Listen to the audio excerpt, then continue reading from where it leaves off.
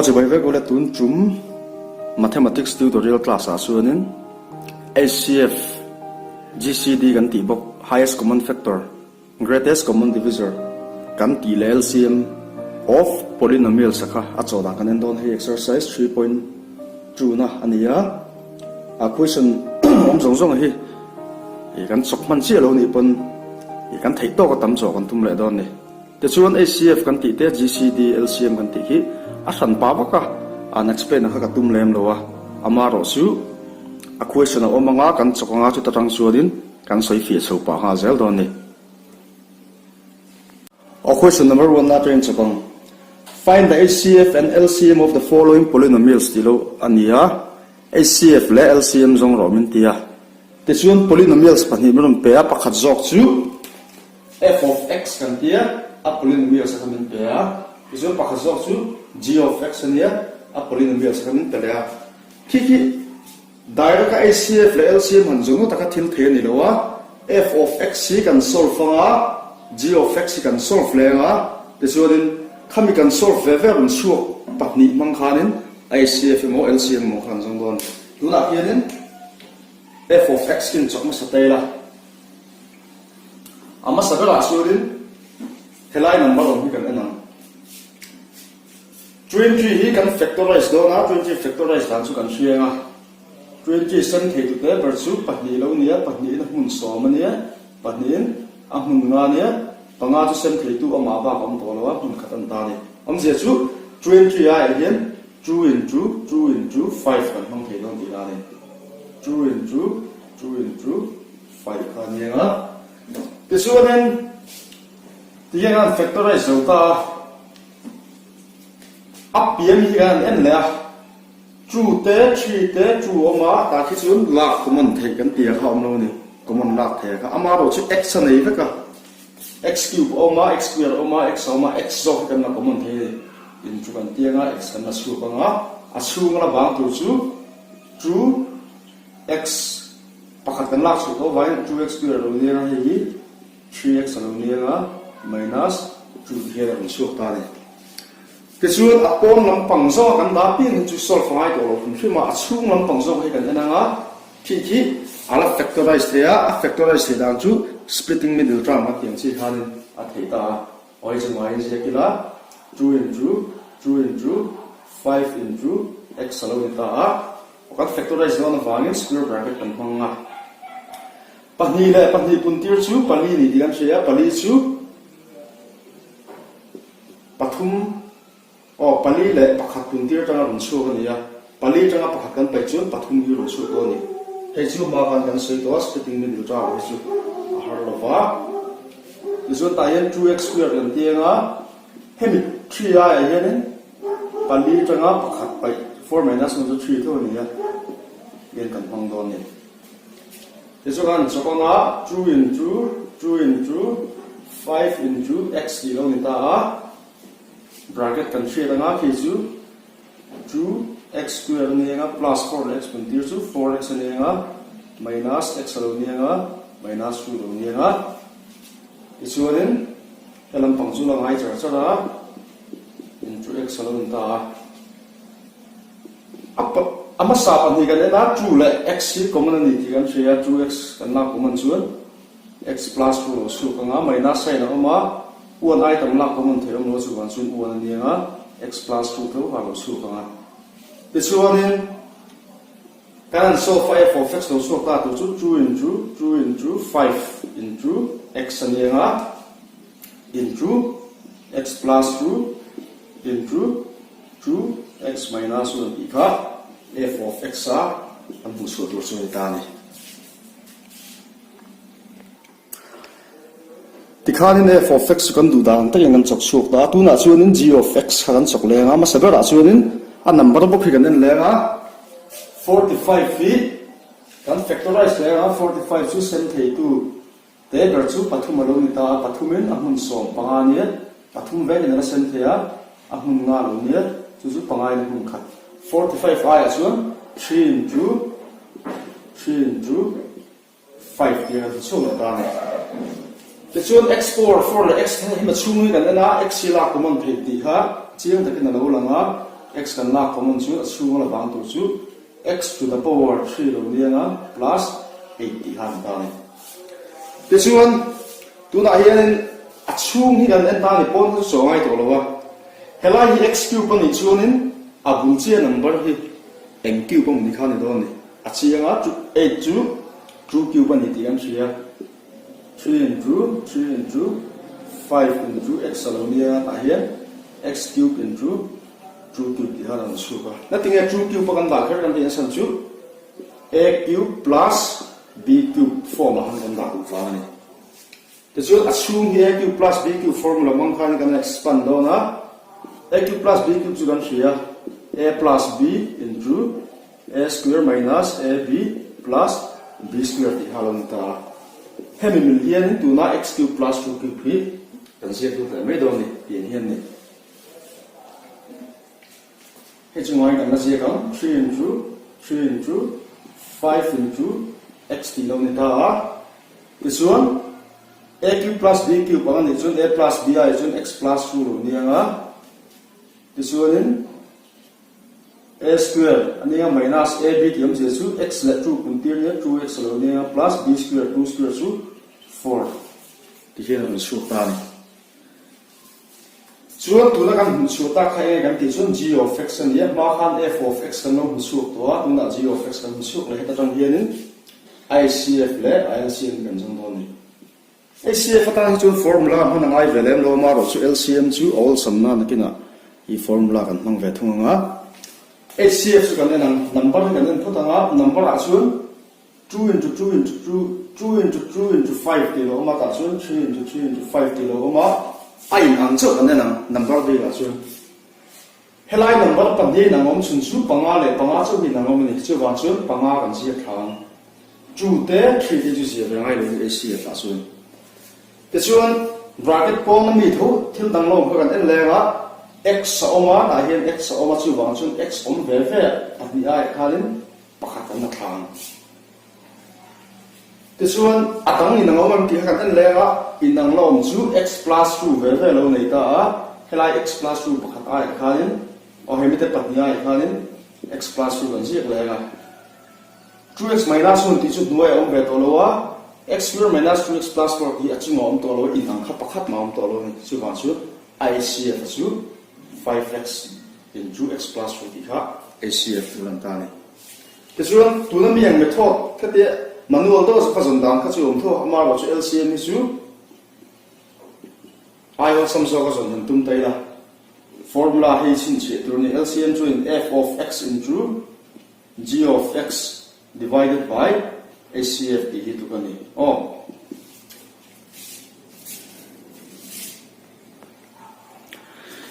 Tikhian in LCM chu f of x into g of x divided by ACF ani ti kan thata atira poi song chi chi kan chi mai nga f of x chu atira min te da nan han kan chi nga g of x po hi atira min te da nan han kan chi nga te suan ACF chu tu na kan pu chu kan chi han ba ni phi hi o ti han ti tamai te la pangai som hi kan sem chuan a hun li lo ni nga te suan number b chu kan chok zo to a 45 le 4 kan kun tir chuan in 180 kilo nia te chuan x le x plus 2 dis helam tang mo helam tang kan du so so na tang kan nei the kha ka chu ke ma ni salen na nia an tir no helam pang hilo mong ta ha te la he chu ma ni je kila 2x cube plus 3x square minus 2x ta mai te la 45 kan mong zo to a in junior na chi da han kan soi to he ta tanga la ko mon the chu x ania chu asu x cube plus 2 cube di ha bang do na he hi na chi na kan cho to chi chi to kha ni x plus 2 ti nia hetlai x ko kan la ko mon ta le he kan sel le nga ti chu x plus 2 ti chu helai kan kan chu kan mu su the ni ai cho su jong mai ngo equal junior nga 180 nia nga angai kan ji ka nga 2x cube by plus 3x square minus 2x ti lo ta te chu x cube plus 2 cube chu expand dan kan to x plus 2 into x square minus 2x plus 4 ti ta at nuwe kan na nei su x plus 2 ti kan nei a e le kan cancel don ta ni te chu atopa LCM lu tur su ai hi ta ni therefore LCM an tianga 180 into 2x cubed plus 3x squared minus 2x into LI mila bang zum ha me x squared minus 2x plus 4 ki LCM an tianga ACF su kan hu su ta ang khanin 5 into x an tianga x plus 2 kaka ICF tur su ta ni. Question number 2 na n le taila kan huang khianin f of x su x power 4 plus 6x cubed plus 8x squared tilon ta ti chuanin g of x su 7x power 5 minus 7x power 4 minus 140 x cubed ti anita ama kan soeng khanin f of x ki kan solve le patanga chun g of x kan solve le nga ti chu atopa LCM le ACF kha kan jong le do ni f of x lo chong sa le nga kan n bang bang ta x coefficient a yan la common theorem lo ni san chu 6 8 a chu nam ma sela x power 4 and coefficient number 1 ai ta mom lo a e ma la common theorem lo ni ama ro chu x kan n ta a power te per zel hi a la common theorem la ni tu na la common theorem ti ta ka hi ani na ta ka chu a gcd ICF kan ti ha ni x square kan lak su chun ta hela bang tu chu x square ni nga ta hian 6x ala bang nga ta hian 8 ta bang don ni he chu splitting middle term factorization method an khani le dona te chuan x square kan ti nga x kan da nga 6 to 6 hi bun dia kan no ti da ni chu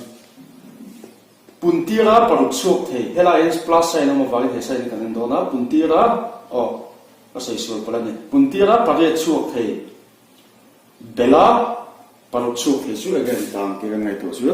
pali le pali ni so wan chun ta hian 6 hi pali le pali kan split le me do na te chun pon chu la ngai cha kan du chun x into x pon ti ya x square ti ha ai na ni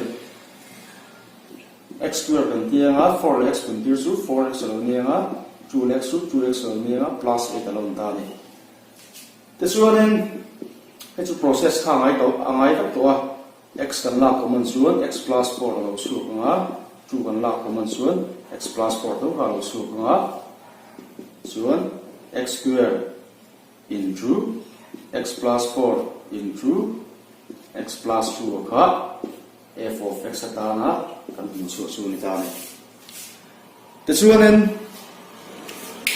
ka tiang chia khan g of x ka kan jong le mai do na g of x nu kan hria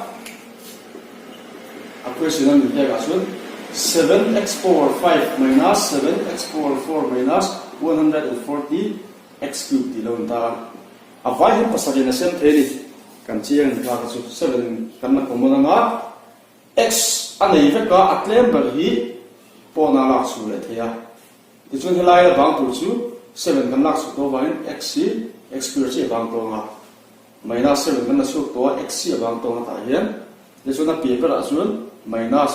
pasale chu an za sum ni chu amun som hi lo nia x kan na su to x cube ka ki zong ki chung ta ni ti chuan 7x cubed ti lo ni ta a an la common le taila an split le nga x kan da nga hetlai number 1 ang mga ni minus 23 punti ka som di chuak he ai minus sai lo mga ni san chu tai minus sai lo mun wang punti ka som di chuak he paya pakhat chuak he chu pangamun li ni an number tam zo zo yom sak ni achan chu panga le pali kan pai chu pakhat tho chu le nga pangale pali an kun tir chun som hi chu ni ki split da chun ta ni 7x cubed kilo ni ta x square ni nga multiply by 5x kun tir chu 5x minus a minus plus lo chu nga 4x minus 23 ki halo ni le ta pon chu la ngai cha charang 7x cubed kilo ni nga x square kan la common chu x chi la common tai la x minus 5 lo chu nga plus 4 lo common tai la x minus 5 tu ka le chu lo ni the chuan g of x kan bu chu ta ka chu tu na kan bu chu hi ni ma ya 7x cubed into x minus 5 into x plus 4 dia kha g of x le f of x kan bu chu chu ni ta heta tang hianin HCF le LCM chuan zong mai do na killer sa ha mu to lo ba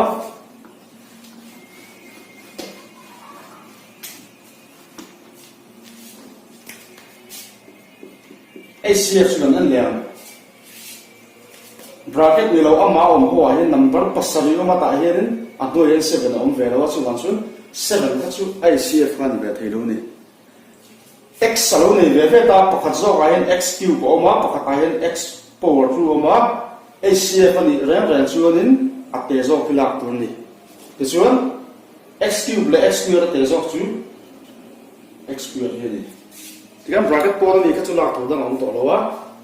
chun bracket ta mi ho yan an tai la x plus 4 le x plus 4 chi kha inanga om ani a ba ki mai dang om to lo ni x square into x plus 4 hi ICF to chu ni ti chuan tu chu ma chu LCM hi formula ni lo amanul hian kan song le nga entingai kan song kan ti chu LCM ai chu aum song khala da tur ni epsilon 7 hi ahmoi om velo ma se kan na chuan the chuan x cube le x square oma ta po hian ai anga om reng chuan a power hi a ma mi da ting chi si khalin atam zo x cube kan la nga 7x cube khalin chuan he mi te pathum 7 le x cube le x square chu kan na zo to ni ai nang oma ping chu pakhat zel kan la nga x plus 4 kan la nga x minus 5 fit atnuai hin om velo ma sala x minus 5 kan na thawang x plus 2 pom lo ma se x plus 2 kan na le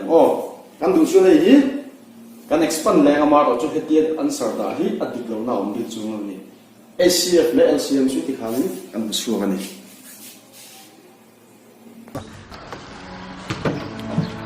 bol lo pai lo musit tok te lo king du tok te kanom ta zel mai hi khwale tuiten kan ti lo turani ti hreila tin thil ui le drop lutuk kan pai ani po in fel fai takan tuamin bol lo pai tu te tana ten om le nok sak lo zonga kan pai hi mi puiten kan ti turani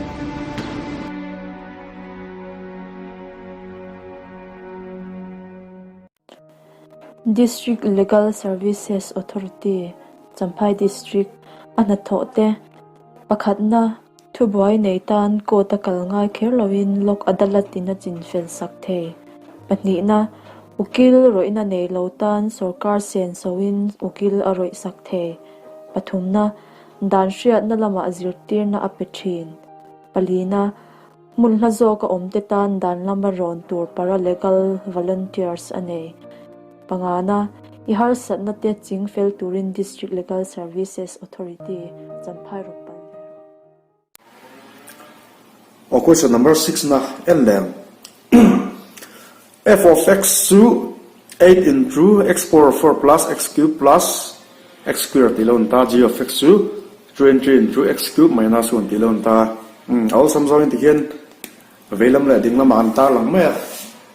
f of x an chok khalang 8 to 2 cube pa di kan hria chu kan lu chun 2 cube kan te thea 2 into 2 power te thea ma ro chu samsawin 2 power 3 te tamai tai la pa chu kan cha thian tura ngai la chu assume kan den le la ko mon the chu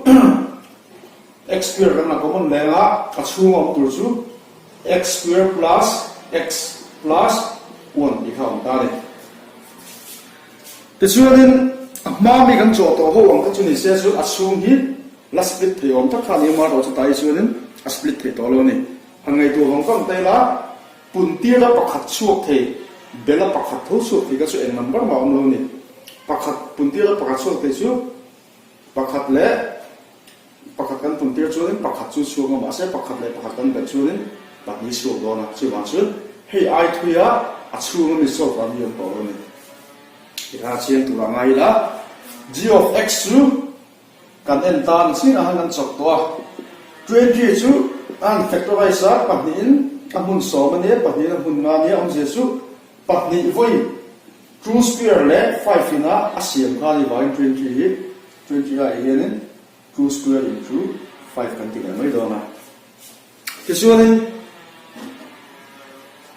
x cube minus 1 han ti lai ta khi a formula base kan da le du sia 1 hi chu en po tu ni kan so yom je chu 1 chuanin 1 cube pat ko kan du chun 1 square an chan tir thea 1 cube chu 1 tho tu wa kha ni x cube pom chu wa ta yen x cube kan te na minus 1 cube ni nga ti chun na china kan han bok a cube minus b cube ti form na ron chu ta ni a cube minus b cube chu en ti kan solve kan ti chun a minus b into a square plus ab plus b square kan ma ya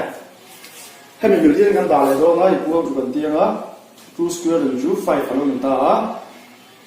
a minus b ya sun x minus 1 ti long ta a square plus ab plus b square ya sun x square plus x plus 1 he time yang chi chi ka su ta ta yan ti sunin f of xและg of x ที่ยังสดๆตา ICF และ LCF พวกกันส่งตัวสุดเลยไหมอ่ะ ICF ฟังกันเนี่ยนะ number กันเนี่ยนะอินนังเอามาปฏิเลยปฏิองเวฟอ่ะอามาเราใส่ตรงกันอ่ะ power term ส่งเสร็จแล้วตัวเนี้ย 2 cube และ 2 square power term ส่งตัว2 square นี่2 square กันนามที่เห็น5ที่ชมมาเสร็จแล้วมาอยู่ตรง value ไว้ ICF กัน value อ่ะ x โปรฮีให้เรามาอยู่ตรงมาเสร็จให้เราเห็นอง value ไว้ 2 square จีค่ะ bracket โปรมีกำลังสุดที่ชุนนี่ตาที่ส่วน bracket ชูมีชูแต่ที่เราเสียงกันให้เรา expansion นี่อารมณ์เลยที่เสีย x square plus x plus 1อีกคันถ้าชูวันชน answer คือชู 2 square ชู4นี่4 into x square plus x plus 1อีกค่ะ ICF ตัวชูนี่กัน LCM โปรฮี formula มันเราชี้ตัวนั้นมีอย่างชี้หันนั้นกี่แหล่ไม่ละ LCM สุดเลยนะจูชูอมเวฟเอ่ะอามาเราชู ACF 2 square กันลากโซ่ไล่กัน LCM อ่ะชูนั่นตั้งโซ่ที่ลากตัวนี้จูคิวกันตามเป็นจูกันเตี้ยอ่ะ5ที่ได้ต้องเวลามาเสียเอามีเอาวางในละมาส่วน5กันเสียเท่านั้นอ่ะ x g of x ไอ้ตัวเรามาเสียละ x square กันลากแต่ละไงพวกนี้ก็ชวนนั้น x square plus x plus 1ที่สุดอะคอมมอนต์พักกันนั่นเลยฮะซึ่งมีบ้างส่วน x minus 1ที่กันนั่นจะเกิดเท่านี้แต่ส่วน2 cube ชูนั่นที่อาหาร8นี่ที่กันชัดตัว8 into 5ชู40โลเนียงอ่ะ into x square โลเนียงอ่ะแต่ส่วน x minus 1 into x square plus x plus 1ที่สุดอาจจะว่าอาหารกัน factorize ตัว x cube minus 1เท่ากันที่ LCM ตัวกัน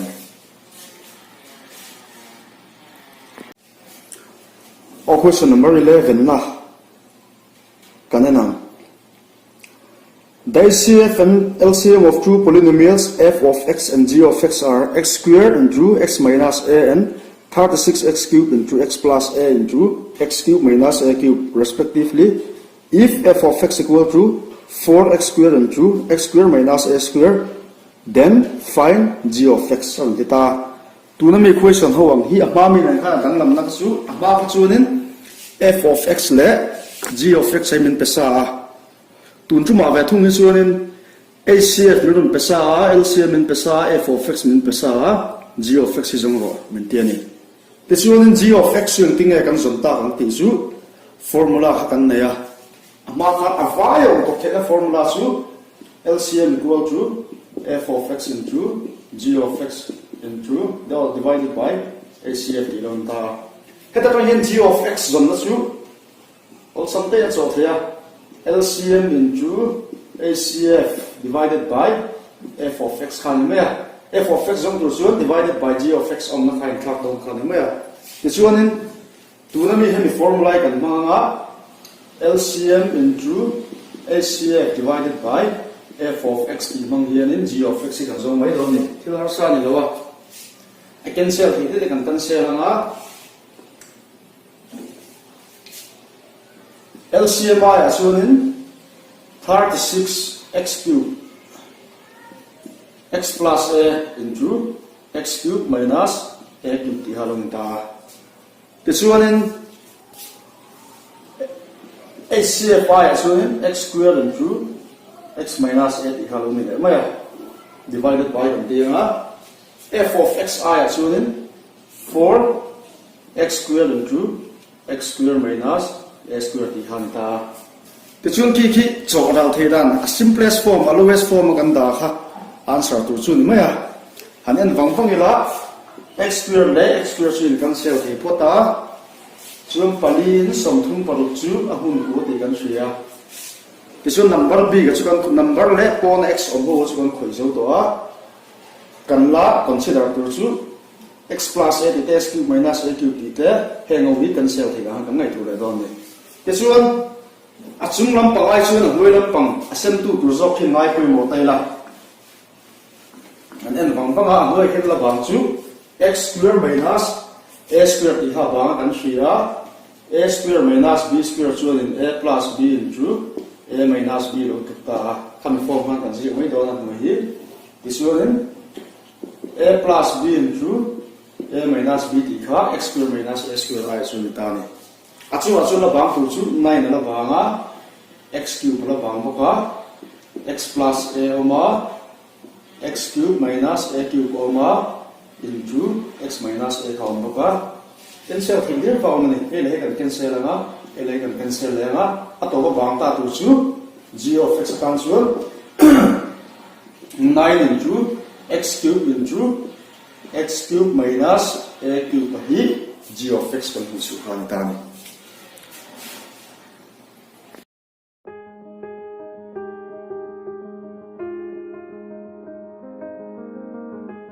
no pang kum som priat hnailam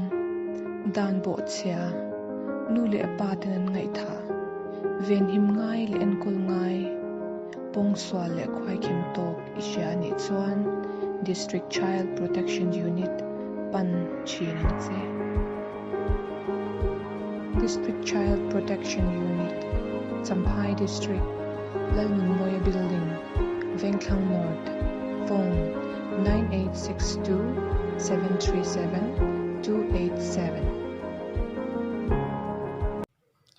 MZP Champhai hi kumsang ka zakwa somkwa pali changkhan headquarters ni in kumsom ni parukna amang meka mizo zirlai le mizo mi pui zong zong tan theitop chha chinin doctor in dailona te zitir tu le sarkar na thokin dailona shanga Champhai tan ke pen to chinin a pen mek zela mizo zirlai ti cha choi moi intercore quiz study camp shang to kwalba ka khwale school shang ate career guidance no pangte himna awareness le rilo do na ta na in kan siakte abwa sai china hiba ka hian zirlai te tam program chi shang abwa sai china thunei tu tenen chang hawin namdang dan lawa umte dapchwan na thochin ani namdang nei lo tura intiam na hun manchin ani bok MZP headquarters Champhai pisa hi chanema omin mizo zirlai le mizo zong puiturin kanom renge